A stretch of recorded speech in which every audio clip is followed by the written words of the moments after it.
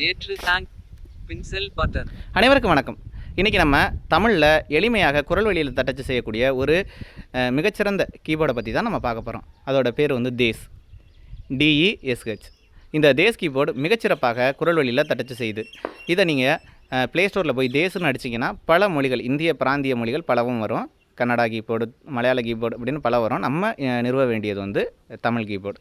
நான் வந்து அதற்கான இணைப்பை வந்து டிஸ்கிரிப்ஷனில் தர்றேன். முக்கியமாக இந்த தமிழ் கீபோர்டை இலவசமாகவும் பயன்படுத்திக்கலாம். ப்ரீமியம் அப்படிங்கிற வசதி கொடுத்துருக்காங்க. இலவசத்தில் சின்ன சின்ன விளம்பரங்கள் வரும்.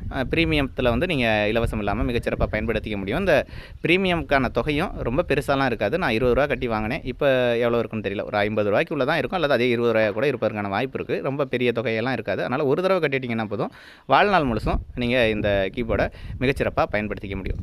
சரி, இந்த தேஸ் கீபோர்டை நம்ம எப்படி பயன்படுத்துறது அப்படிங்கிறத பார்க்கலாம். ஃபஸ்ட்டு முதல்ல இன்ஸ்டால் பண்ணிக்கோங்க.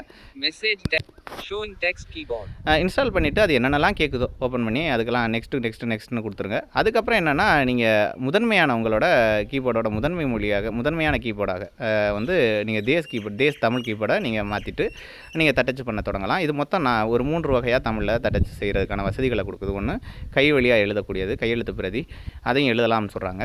அடுத்து ரெண்டாவது வந்து ABC, AMMA அப்படின்னு அடிச்சிங்கன்னா அம்மா அப்படின்னு வரும். அந்த ஸ்பேஸ் விட்டிங்கன்னா அம்மான்னு தமிழில் மாறிக்கும். அடுத்து ஆங்கிலத்தில் தட்டச்சு செய்யலாம். அப்புறம் தமிழ் எழுத்து முறை அப்படின்னு சொல்லுவாங்க. அது என்னென்னா, 3 எழுத்து, மொத்தம் கீபோர்டில் 5 வரிசை இருக்கும், உங்களுக்கு தெரியும். வரிசையில் 3 எழுத்து அ ஆ இ. அடுத்து ரெண்டாவது வரிசையில் உள்ள 3 எழுத்து வந்து இ உ உ. அடுத்து ஏஏஐ. அடுத்து ஓ ஔ. இப்படி ஒவ்வொரு வரிசையிலையும் 3 எழுத்துக்கள் 3 எழுத்தாக இருக்கும். மொத்தம் 12 வந்துடும். அதே மாதிரி ரைட் சைடில் மிச்சம் இருக்கக்கூடிய 6 எழுத்துக்கள் காங்க சாங்க டானா, அந்த 6 எழுத்துக்களும் வரிசையில் 6 எழுத்துக்கள். அதுக்கடுத்து தாலேருந்து ரா வரையும் அடுத்த 6 எழுத்து 2வது வரிசையில். அடுத்து 3வது வரிசையில் லாலேருந்து குண்டுலாலேருந்து நா வரையும் 6 எழுத்து. அடுத்து கடைசி அது 4வது வரிசையில் வந்து ஷா, அந்த ஒரு 4 ஷா, கா, டிலிட் இதெல்லாம் இருக்கும். அடுத்து கடைசி வரிசையில் என்ன இருக்கும்னா, உங்களுக்கு தெரிஞ்சிருக்கும், அந்த கீபோர்டில் சிம்பிளுக்கு மாற்றுறது, கமா, ஸ்பேஸ் பாரு. அடுத்து அந்த இடத்துல ஸ்பேஸுக்கு பக்கத்துலேயே வந்து அக்கு இருக்கும். அடுத்து முற்றுப்புள்ளி, இது மாதிரியான இதெல்லாம் இருக்குது. நீங்கள் அதையும் இன்ஸ்டால் பண்ணி பார்த்துக்கலாம். நம்ம இங்கே சொல்ல வந்திருக்கிறது குரல் வழி தட்டச்சு. ஏன் குரல் வழி தட்டச்சு இதில் சிறப்பாக இருக்குது அப்படின்னா, நீங்கள் கீபோர்டு, அதாவது ஜிபோர்டெலாம் நீங்கள் யூஸ் பண்ணியிருந்தீங்கன்னா தெரிஞ்சிருக்கும். அதுவும் பார்வை மாற்றுத்திறனாளிகளுக்கு இன்னொரு பிரச்சனை என்னென்னா, அவங்களோட ஸ்க்ரீன் ரீடர் சாஃப்ட்வேர் இயங்கிக்கிட்டு இருந்தாலே அந்த பிற குரல் வழி தட்டச்செல்லாம் பெருசாக உதவுறது இல்லை நமக்கு. அப்போயில் என்ன செய்யணும்னா, இது மாதிரி தேஸ் கீபோர்டை நீங்கள் இன்ஸ்டால் பண்ணிக்கிட்டிங்கன்னா அந்த பிரச்சனையே கிடையாது. பார்வை உள்ளவங்களுக்கு என்ன, சில நேரங்களில் இணைய வேகம் கம்மியாக இருந்துச்சுன்னா டைங்னு ஒரு சத்தம் கேட்டுக்கிட்டே இருக்கும். அதனால் அது மாதிரி பிரச்சனைகள்லாம் இந்த தேஸ் கீபோர்டில் வராது. இணைய வேகம் எதுவாக இருந்தாலும் மிகச்சிறப்பாக தட்டச்சு செய்யும். நீங்கள் தமிழுக்கும் இங்கிலீஷுக்கும் மாற்றிக்கலாம். இப்போ நம்ம எப்படி தட்டச்சு செய்கிறது அப்படிங்கிறத பார்க்கலாம். இப்போ வாய்ஸ் டைப்பிங்கை நான் கிளிக் பண்ணுறேன். ஒரு எழுத்து வழக்கும் பேச்சு வழக்கும் கலந்த ஒரு சென்டென்ஸை சொல்கிறேன். அது எப்படி தட்டச்சு செய்யுதுன்னு பார்க்கலாம். நிர்மலா சீதாராமன் செய்தது தவறு தோழி, உங்களை என்னை எட்டாதபடிக்கு செய்து விட்டார். அப்படி என்னடா செஞ்சிச்சு அந்த அம்மா, வைரத்தின் வரியை உயர்த்தி விட்டார்.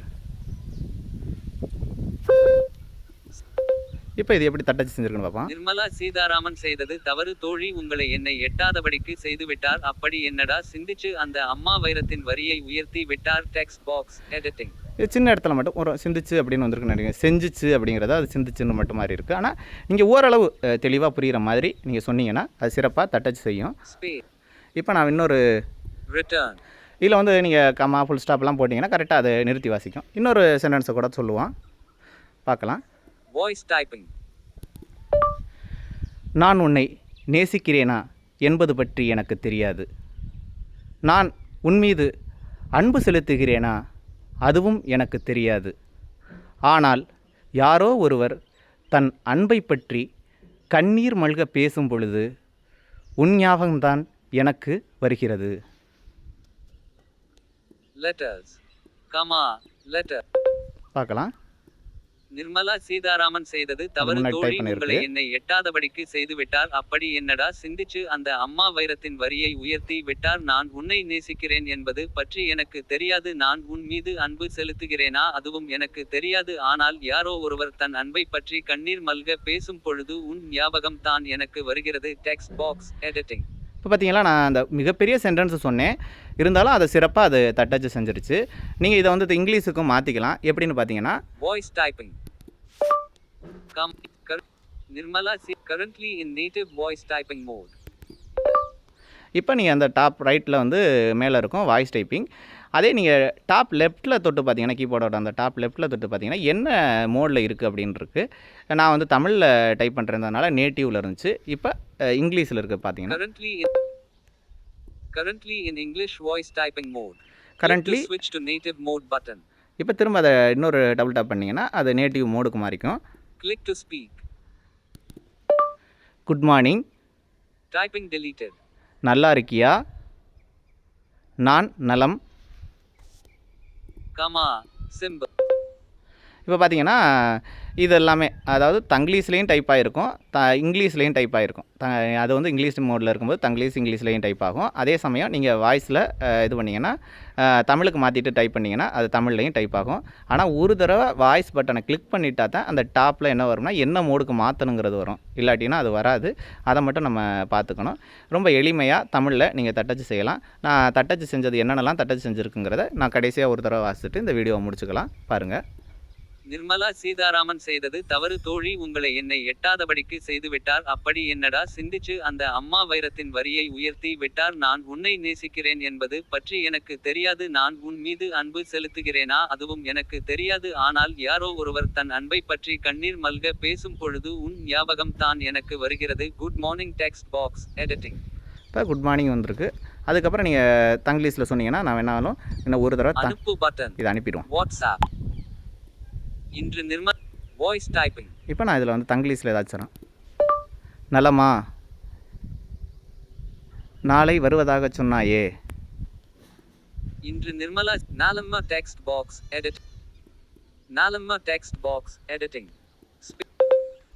அனுப்பு வாய்ஸ் டைப்பிங். நாளை நீ வருவாயா. நாலம்மா நளினி வருவாயா டெக்ஸ்ட் பாக்ஸ் கமா சிம்பிள்.